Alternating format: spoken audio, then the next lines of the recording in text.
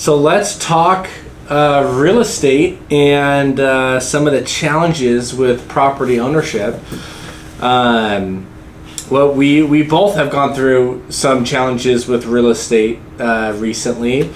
I think you more than me. But I think it'll be helpful for us to go over the challenges we're experiencing, what we're doing about it, and what we learned. And you have a triplex in Costa Mesa, and recently you've dealt with some issues, right? Yeah. So I guess part of the challenges with real estate or property ownership in general, regardless of where you are in the state, is that things happen. You have water leaks. Like that's what we're experiencing now. We have multiple water leaks. Yeah, one big water leak. Yeah, one like waterfall.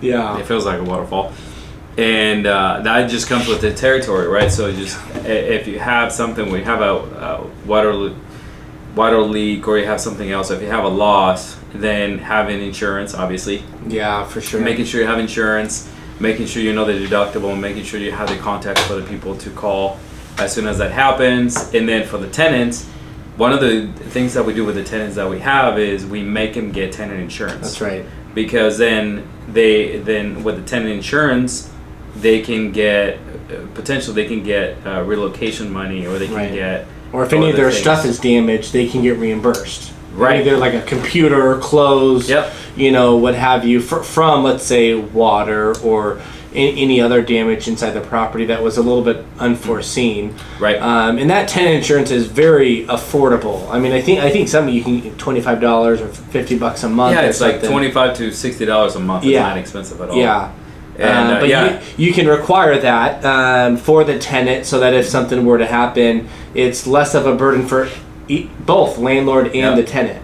Yeah. Yeah. So here's a bird's eye view of what happened. So we had the Mesa Water District did a routine maintenance, they called it. I hadn't seen it in a while, but anyways, they did a routine maintenance, and then after that routine maintenance, based on what the plumbers tell me, and it was 7 plumbers that I spoke with.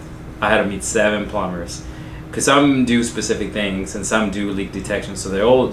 So you know a lot about plumbers. I learned a lot in the last 4 weeks about plumbers and plumbing, and one of the things they said is that there was probably air in the water lines when they reset the water, and then. Oh, interesting. For like the new tenant and turn on utilities. No. There was in the water after the water company did the service. Oh. There was air in those lines, so then the air came through. And since the main at the street was open, and I didn't have a water pressure regulator, the water pressure in Costa Mesa is about 100 pounds per second, PSI, which is high. Normally for a house it should be between 60 and 70. Oh, okay, so yeah. 60 to 70 should be the highest. Well, Costa Mesa is 100, which is a lot. So then that combined with old pipes from the 1962, the combination of the whole thing, what happened is they blew through one of the pipes in the middle of the house, in the middle of the unit, through the manifold, which is a manifold system. And so a couple of things. We didn't know that these units were in a manifold system, which is a very old system that was used previous to 1970.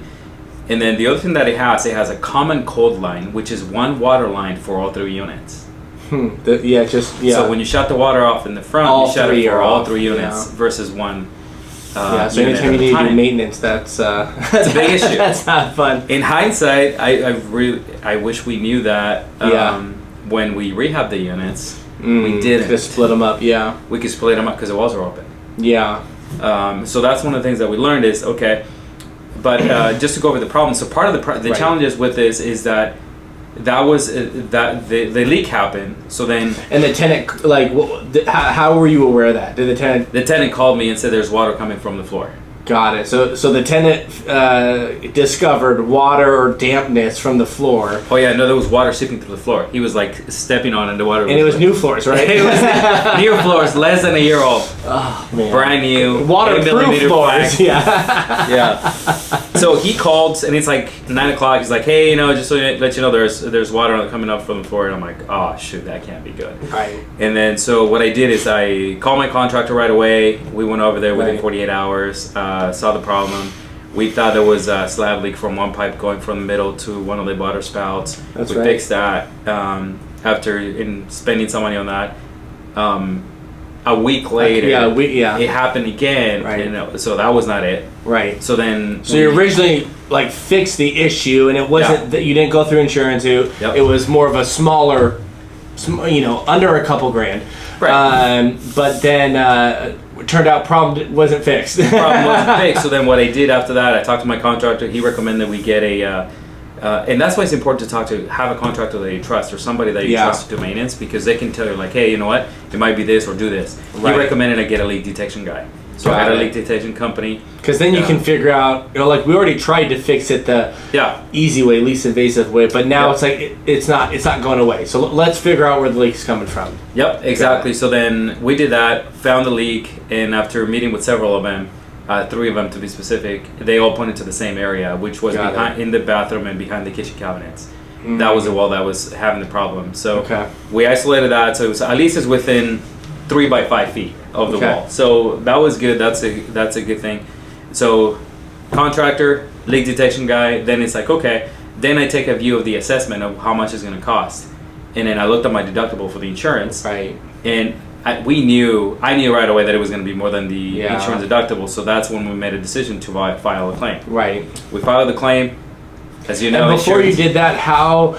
I know it's some fun stories with insurance. How was the tenant? Was the tenant being cooperative? And the tenant was very nice. Because obviously water's coming up. You have a bunch of people coming through. I mean, I'm sure that wasn't necessarily fun, but I'm sure he also wants the leak to stop too. In his place. He felt bad because he loved the unit. Got it. Okay. He was very cooperative. Loved the unit. Anytime we needed to get in there, we got in there. Super flexible. Very nice guy. John is his name, and very cooperative the whole time. So we ended up prorating the rent. Okay. We let him. I talked to him once. I got a time frame from the contractor. Got it. Then it was going to be 4 to 6 weeks. Oh, really? Okay. Once I got that, I'm like, hey, John, like this is what they're telling me. Here's the issue. Okay. So you guys came up. Okay, you 2 options. Yeah, you can, go stay at an Airbnb hotel, do an insurance claim for your renter's insurance. Then you can come back when we're done, or we can break the lease. Terminate the lease. You don't owe anything. We're gonna prorate the rent, give you your entire deposit back. Don't worry about scratches and all the other stuff. Got it. No big deal. Don't worry about it all. So we let him off. That's what he chose to do. The latter. Okay. He chose that because he didn't want to move again. Because the furniture was getting in the way. Dang, man. Because the water was all under the floor, one of the bedrooms, the hallway, the living room, the kitchen. And it's not like that's 4,000 square feet. It's like 1,000 square feet. So, you don't have that much room to work around and that much space to move his furniture. Yeah. So the contractor brought it up. He's like, can the tenant move out? I'm like, well, that means I don't get any rent. Right. So we didn't get any rent. That's a challenge. March, we didn't get rent, and we give a deposit back. Yeah. And we still don't have money from the insurance company. Right. Which it's something that we requested in our policy to have income loss. Yeah. Oh, yeah. So, but the mortgage doesn't stop.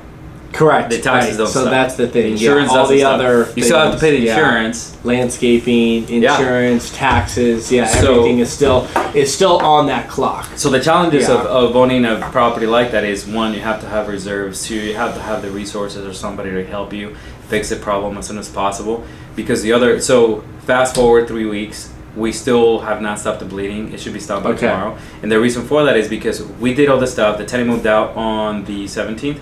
Which is a week ago, and we had a test for asbestos immediately. As soon as he left, we were waiting for him to move out to test the property for asbestos. I see. He came out hot for asbestos, or positive for asbestos.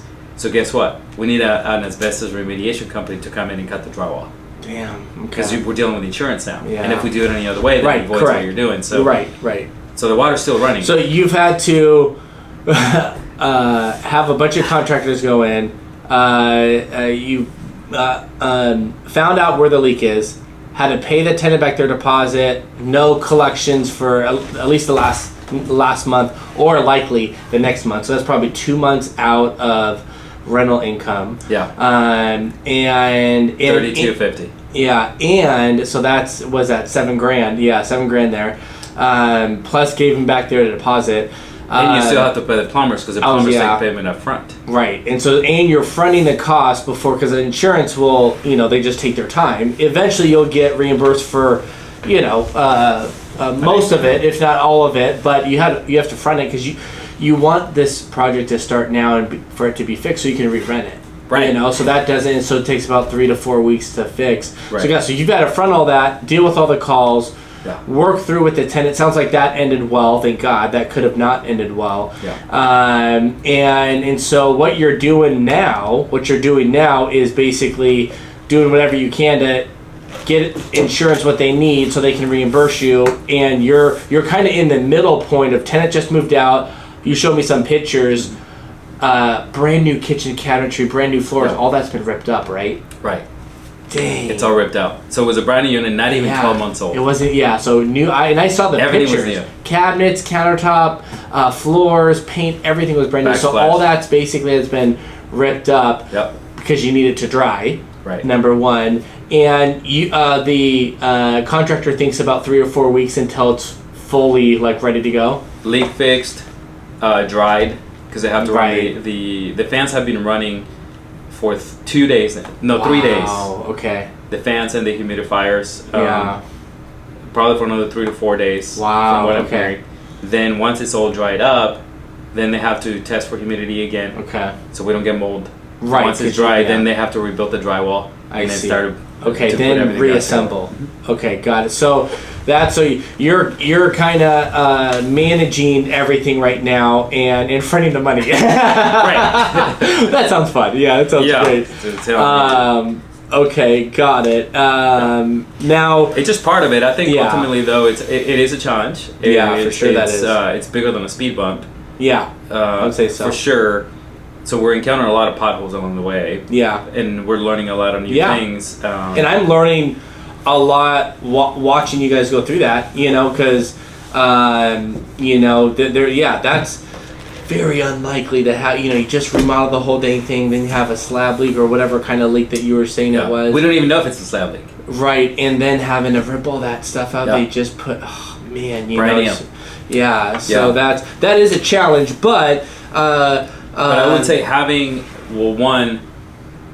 would say the biggest thing is let's not freak out. Let's just what's a game plan? What can you do? Control what you can do.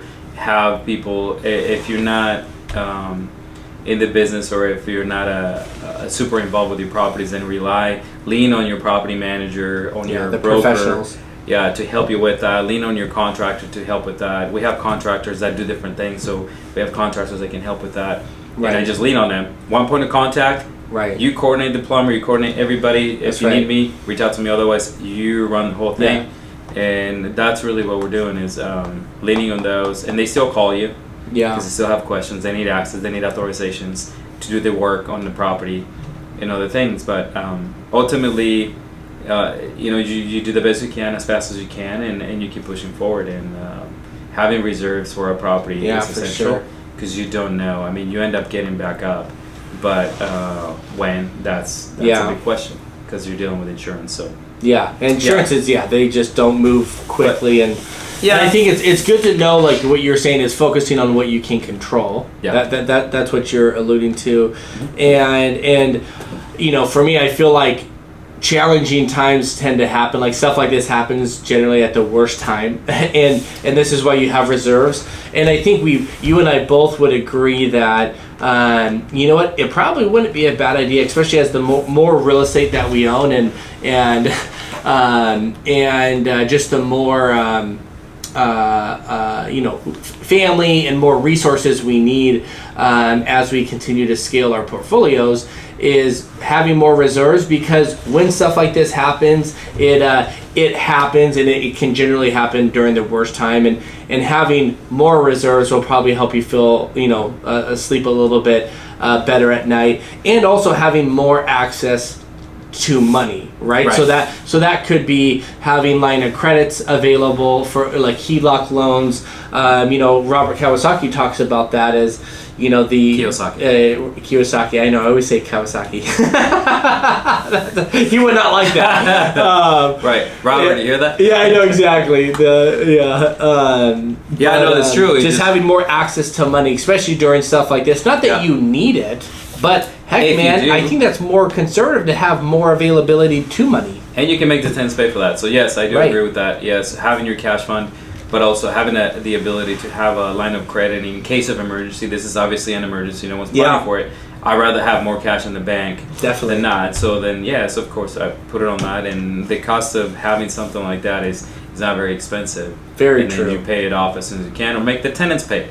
Yeah, That's why you have tenants. So exactly. Yeah, they can pay for that. So, yeah. And ultimately, though, it's a property still a great property. Right. We still have a good deal. Absolutely. We'll get it re-rented. We'll be 100%. in the green again. So it's just a temporary speed bump or pothole, big one that we encountered. But you just keep moving forward. And I think the other thing to know is that it's a marathon, not a sprint. Right. And don't drive yourself crazy that you're going to be crazy if you're not going to expect challenges. Right. And I think earlier on in my real estate investing career, if it didn't go perfectly, I would get really frustrated. It's like, well, if I continue to buy real estate and having more real estate that I own to rent, problems don't go away. They're actually just going to increase because you have more units. So therefore, over time, more tenants, more properties. There's going to be just the law of averages. There's going to be more of that coming up. And so how are you going to deal with it, right? More money, more problems. Right. Somebody once might have said that. Yeah. But it's a marathon, not a sprint.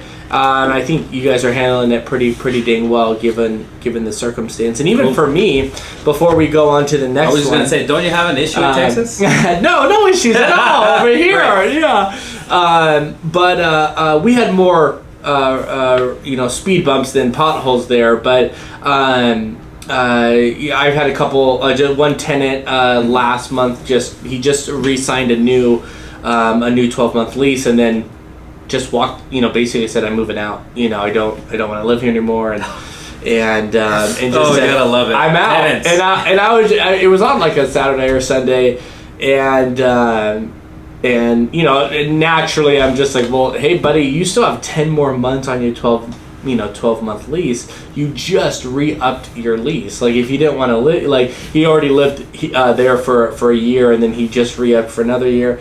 And so, long story short, what are you gonna do about it? I had to work with him getting out, and he, was kind of dragging his feet, and but that, and then actually that property we were just talking about, it's been on the market for rent, because once he moved out, I did paint, cleaning it, did a couple other like handyman stuff to it, and it's been on the market for rent for 3 weeks.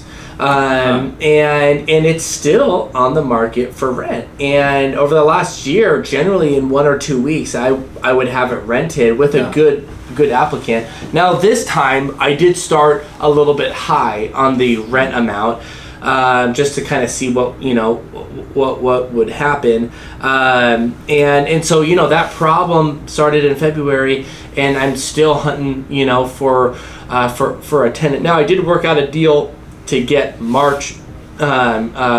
February and half of March paid for by the tenant that moved out. But still, it's a lot of inconvenience, and it's taken a little bit longer than I would like to have that rented. And then I had a second unit, so I have 9 units in Texas. I had a second unit, as that first guy just picked up and basically walked out, that they wanted to end their lease as well. And that, when does that do? They just moved out on Sunday. Yeah. Oh yeah. So now are we doing whiskey? Or now we got two out of the 9 that are vacant. And it's it's like, dude, what the heck? Like, this is so interesting. Now the one that just got vacant, I have to do paint and floors, and so that's going to take a week, and we're starting that in the next day or two. But that's it's like, oh, okay, got it. This is why we have reserves, and so basically what I'm doing about it now is we are doing some price adjustments on the rent, because I was reaching for the moon and the stars on the rental amount, because heck, if you can keep growing rents and raising rents, why wouldn't you, right? But there is a it's sounds like they're hitting a limit now. I hit the limit, and so I need to come back down a little bit to reality. Yeah. And so I am. So what I'm doing about it is we're adjusting the price. We're also adjusting our criteria a little bit. We were very strict on like income credit. We're loosening that a little bit. So I'm hoping within the next week or two, for sure within 2 weeks, I should have that one rented, and then hopefully once that's done, then I can work on that second one that just got vacant. And so what I've learned I was just going to ask, so what did you learn from that? Having more reserves, like what we were just talking about, and to be patient through, these hurdles, because they're going to happen. They're going to happen, just like I just said. And don't lose sleep. Don't overly stress about it, because the goal is to continue scaling. And so this is just going to happen on a monthly basis eventually. I've been very fortunate that I haven't had to deal with too much of that since I've been investing in real estate. But to have more reserves, and probably what I'll do also as the market shifts a little bit. If we were in 2021 and 22, I probably would have kept pushing it really hard on rent, on the price I'm trying to get. But a market like today, I might go slightly over what I just rented it for, instead of like 10% above what I just rented it for. Right. So I think that those are the couple of things I learned. Okay, that's pretty good. Yeah, I would just say I'm still learning. We're probably right in the middle of it. Yeah, right. And we also have another water leak at our house, at our personal residence, so that's a different topic. But I would say one of the things that I've learned is just to, not freak out, to stay patient and contact everybody and their mom every day, to keep pushing. I've learned that even though they are trusted advisors or people that we worked with in the past, you still have to be on top of mind, because they're busy. They're at their only project. Correct. So, so true. I've taken that upon myself to be on top of them every single day. Yeah. And just so it gets done quickly. Not that you're, And same with the insurance, because if I don't contact the insurance, they're not thinking of you. Yeah. They want to take the time. The claim is filed. They don't want to write the check. I'm going to do this. And it's like, I'm on them like quite right. So it's like, it's something that I take up on myself. So that's what I've learned. But so on to the next thing. Should we talk about, are people moving out of state for investing? Yeah, we should. I am. I have. Right. I mean, you're in Texas. I have. I don't think that I'm only going to be looking out of state, but I do think that people are looking out of state for investing. Yeah. And actually, more often than not, I meet and chat with people about investing into real estate and going out of state and considering out of state with your investing. Yeah. Because I think it makes a good option and is a little bit safer. As people are either getting started or growing their portfolio, and compared to California, I guess it depends on where you are. We're in Orange County, California, right? Which is a great place, but it's also a different place compared to Texas or Florida, right? But I think people are going to continue to look out of state. And so far for me, even though I know we just talked about some challenges, but overall, bigger picture over the last almost 18 months that I've owned in Texas, it's been great. It's been great. I haven't had too many hiccups. I've had some challenges with tenants, but you know what? The landlord and tenant laws in Texas are different than California, and it has been favorable to me. I was gonna say, aren't they better in Texas for landlords than they are? Yeah, there definitely are. Big difference, huh? Yeah, they're definitely different, and it.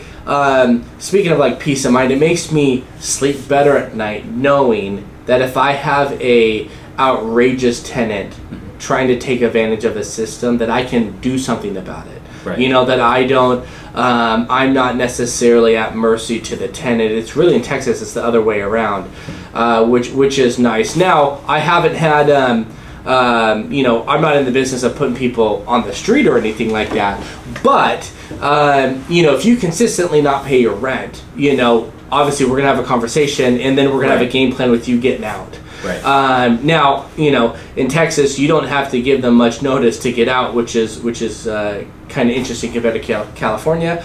And it's nice to know that you have the law on your side if you have to use it. And hopefully we don't, hopefully I never have to, but I think over time, as we were just talking about scaling our portfolios, as the more real estate you own, over time you're going to come across the professional tenant is what I call, where they work the system, they try, and we do everything we can to weed out that type of tenant. Right. So we don't accept their applications, or we help them find another place to live.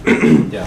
But when I do come across that, I feel pretty good about Texas, and I personally, I think Texas has a lot more room to grow. For rent, for even appreciation, even though I think it is going to be less than Orange County for sure, but we'll still have some appreciation, and the cash flow is there is cash flow there from month one, which has been really enlightening. Mm-hmm. So what do you think? Do you think people are going to continue buying out of state compared to like California and New York? I think everywhere. Yeah, New York is a different beast, but I talked to a client. He has an investment in Mission Viejo, a condo that he wants to sell and do. He actually doesn't have to do 1031 this year if he does it this year. Because he lived there 2 out of the 5 years. Yeah, exactly. Yeah, so he's got it included. So it's great. He doesn't have to defer taxes until the next property, which is great news. So we're looking at Texas. So we just had a conversation because he's priced out of the market here. Yeah. To get, he would be able to get a single family home in Riverside County. He doesn't want to do that. Yeah. But if he went to Texas, he can buy 4 units. Yeah. Yeah, he could. He can buy 4 units there. He could put 25-30% down. Right. So he can buy 4 units in the Dallas metro area, like Irving, between Plano and Irving, that whole U-shaped area around Dallas. Not University Park, obviously, because that's very expensive. Yeah. But all around there, he can buy 4 units in cash flow day one. I know. I know that very well. He's barely cash flowing in Mission Viejo right now. Yeah, especially because of the HOA, 450, 4 something. Man. So his profit is going to the HOA, and and he's at market rate. He's probably $50 below the market rate for rents. Okay. Which is not bad. It's really good. No, he's pretty close. Yeah. The challenge with HOA, some of the other stuff, it's too much. But if you went to Texas, 4 units, cash flow right away with property management. Yeah, right. No, that's it's great. Insane. So yes, but then I think that's going to happen. I think that's going to continue. He can always come back. Yeah, exactly. Yeah. He can always come back, and with the cash flow and appreciation, eventually, he could, diversify and come back one day. So I do think that more people, especially the investors that are starting out that don't have a lot of capital or don't have access to capital, I think they're going to be looking at Arizona, Nevada. They're going to be looking at Texas just to get started because it's a lower barrier to entry than we have here. And it is what it is. Or they can go out to like San Bernardino County, Riverside County. Right. But some people would rather go out of state because of California laws. Right. So they win-win. Because it's probably about the same price. And loss. Yeah. I mean, it's a similar price. Like Texas is a similar price to like San Bernardino. Yeah. Close, which is kind of funny. That's still different Southern tenant. California, right? Definitely different tenant, but you might be in the same price. Yeah, you're in the same state, but you don't have the rules. Right. The landlord tenant, you still have the California tenant laws. Yeah.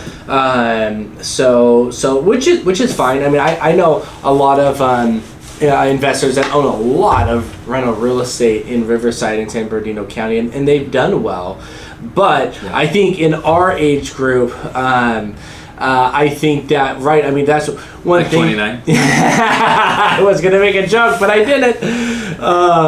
I think one of the benefits is long term. I think the next 30 years, like I have time on my hands, so the next 30 years, I think Texas.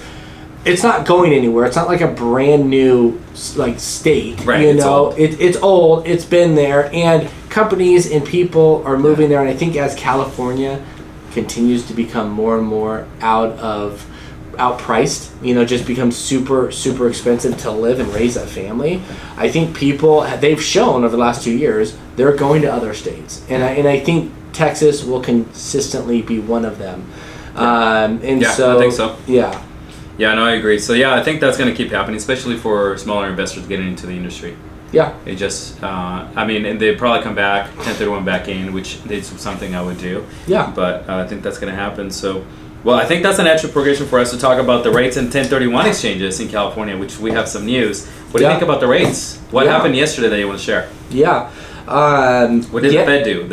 So, well, the Feds are lovely people that rule the economy. The ones that go to school forever never have a real job. A government job. You know, Jerome Powell, he makes $250,000 a year. Did you know that? Well, what about incentives and bonuses? Yeah, I don't know about those. Yeah, he's probably making $5 million a year. Yeah, is that interesting? But you know, it's so interesting that the Fed will say that they're raising rates, and then the last 2 days, today and yesterday, rates have actually went down a little bit. They were at 6.75, and now they're at 6.5.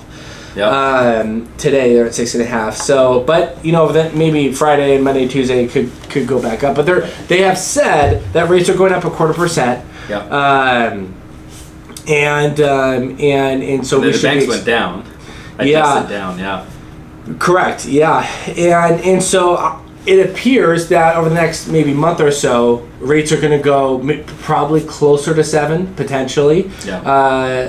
I know that that they say that they're raising rates, it doesn't always have a direct impact on the consumer rate for a 30-year fixed mortgage, but it does have it is a indicator. It definitely is an indicator. So what do I think? I think that the Feds are in a unique opportunity because, you know, over the last month, actually just 3 weeks, we've learned that some banks are having an issue. Some banks have gone belly up. Silicon Valley Bank. And the bank in New York, and then First Bank had some issues. Correct, and I think we'll consistently see that. And so I think what I used before this bank issue happened just a couple of weeks ago, I thought rates were going to consistently stay between 6 and 7% over 2023 and maybe into early 2024 because they've already been this high for a year, and they're just, I think they're just going to keep letting it roll out like this to help battle inflation. So what happens when you print, 40 or 50% of all money ever created, $1 trillion was printed in the last 2 years, ever in America. That's insane. So that's why I don't think it's going to be I didn't think it was going to be super quick. But what we've learned, this is why it's like unexpected things happen. Nobody was talking about banks going belly up. Nobody has been talking about that. So Silicon Valley Bank, within 48 hours, the FDIC took over them.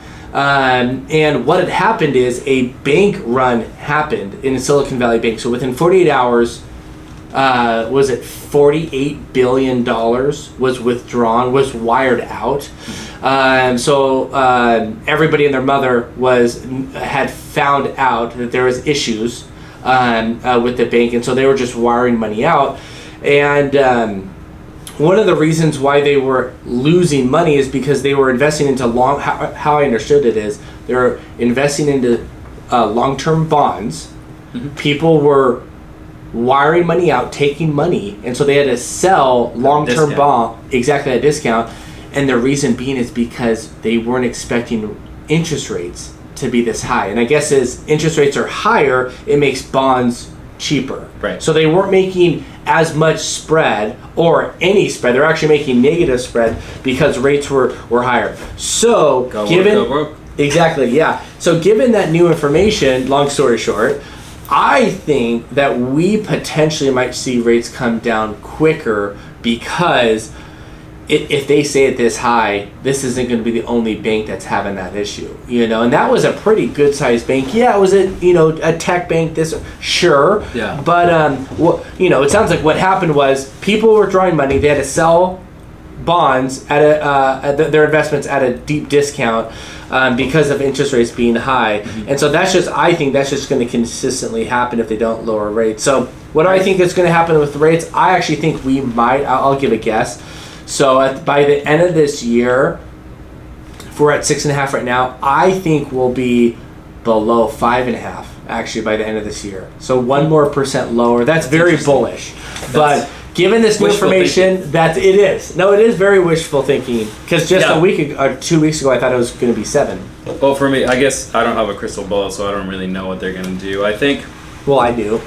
What would make sense in something like this is, one, we know that they want to slow down inflation. Because it's hyperinflated because of the amount of money they printed. Yeah. It doesn't take a rocket scientist to figure that out. So money's cheap, it's worth less. Yeah. They did it in Mexico in the 90s. Right. So now it's a repetition of what already happened with a different country. So it's very sad to see.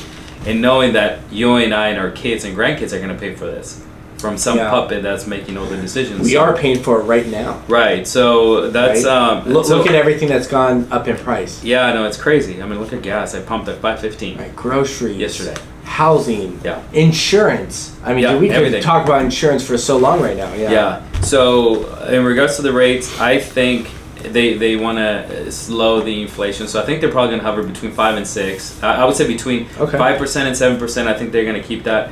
One of the things that I learned is that that's where we are at now. No, 5 to 7%. I think that's what's going to stay. Okay, I think they'll be between 1 and 10%. That's basically what you're saying. No, within 2 percentage points. No, I would say between in the 5 or 6s. Okay, I think that's what's going to happen. Okay. And the reason why I think that is because, yes, they want to slow down the inflation. So what makes sense to me is like, okay, let's not go to 4%, but also let's not go to what they predicted they would do, 8.5%. Yeah. 2 economists predicted they would go to 8.5% this summer. I don't think a lot of people thought over 8.5%. Even just business gurus were thinking, 9, 10%, kind of thing. And then the other thing with bonds, the one thing that the banks were doing is, it's really just their strategies were really dumb.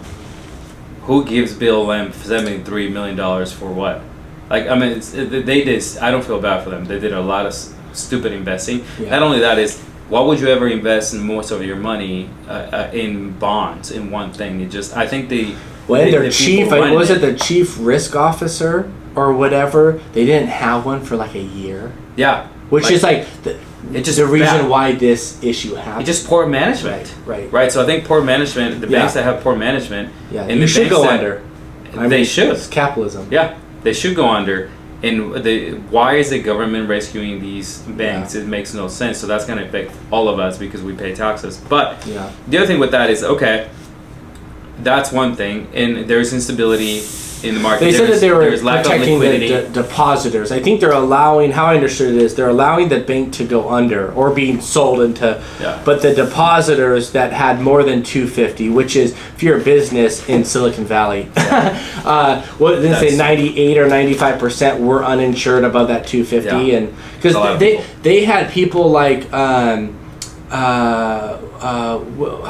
question is, a big one that had like 150 million, in there. One big company, I can't remember their name, but so it's like 250 to that's peanuts. That's the interest on that, Yeah, no. So I agree. So the rates, who knows? But I hope they stay within that range because then it will slow down inflation, and also it's something that we have seen. It's still below the historical average from 1971 to now. The average was 7.25%, so still below that. So I think we're still. I think that's a big win. And people are used to that right now. 6.5, 5 3/4, 5.5. I mean, that would be fantastic. So that's so. Why don't we roll into before we do the inflation thing? To be honest, I'm glad I'm not in their position because you're screwed at each way you go. Because if you lower rates right away, inflation's going to keep skyrocketing, and then you're going to have to raise rates so it's like and like if you don't lower rates, not only are you hurting the consumer, that is just their normal buying, selling, refinancing, line of credits, doing home improvement stuff, but also businesses like the banks that, as rates go up, it dramatically impacts them. And there's so many other industries that are dependent on this. So it's like, I am not envious of because I think no matter what you do, especially now we've been printing so much money over the last 15, 20 years, but even so much more over the last 3. You're just, unfortunately, this is what would you expect? Of course, inflation is going to be super high, and I know a lot of people say, "Oh, our kids and grandkids, yes, they will be dealing with it, but guys, we're dealing with it right now. Yeah. Look how expensive everything is." Yeah. So, that being said, you want to go into the last one? Yeah. So let's. The last thing I want to talk about is I think we need to talk about, especially we're talking about investments in real estate. So in California, the 1031 exchange rules have changed in addition to the taxes. So they gave us an free extension to October 16th of this year to file taxes for businesses, right? They did. And so and to pay your taxes, and right? to pay your taxes. Yeah. So that's great news. And the other great news with that package is that California extended 1031 exchanges to identify a property and close to that same date, to October 16th of this year. Normally in a 1031 exchange, you have 45 days to identify a property, submit your paperwork, and then you have 180 days to close. Well, now with this, you have 207 days from today to be able to identify and close on the property. So that's a lot more than before, right? So it's pretty amazing that you can do that. So if anybody's looking to do that, yes, we understand we have lack of inventory, but yes, it's like, we do. What a freaking great window of opportunity to identify a property in 205 days or whenever you start instead of 45. Yeah. No, that's great. That's insane. That's I would. 3 times as I mean, much. I would want more time than less time. Right. Especially in a very low inventory market, you know. So if you're, can you imagine if you had that in Texas? Yeah, that's great. Yeah. Yeah, give me more time to. Texas is not doing it though. Right. Right. Well, California's doing it. There you go. Yeah. Yeah. Right. So that's pretty amazing. So yeah, I'm gonna touch base with all my investors and maybe sell your desert and come over here to OC. That's what I'm thinking too. Right. As long as we can get your price, we deal with this leak, then then that's something that we might do. Trade that single family home for another income property. Yeah. As long as my wife is okay with it. I'm sure she is. We'll see, man. She wants less problems, less tenants. Yeah. More money, but less tenants. Oh, yes. Yeah. But yeah, no, that's amazing. That's huge. I mean, Yeah. if you are an investor considering to do that, doing that at 1031 now, that's amazing. 207 days. Right. No, that's great. That's because awesome. before, with low inventory, the last couple of years, I've had many clients do exchanges since 2020 and since 2012 since I started. Yeah.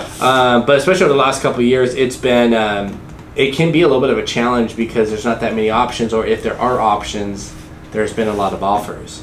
So having a little bit more time, that's nice. And as we wrap up, amazing. Yeah. We started this with talking about the challenges.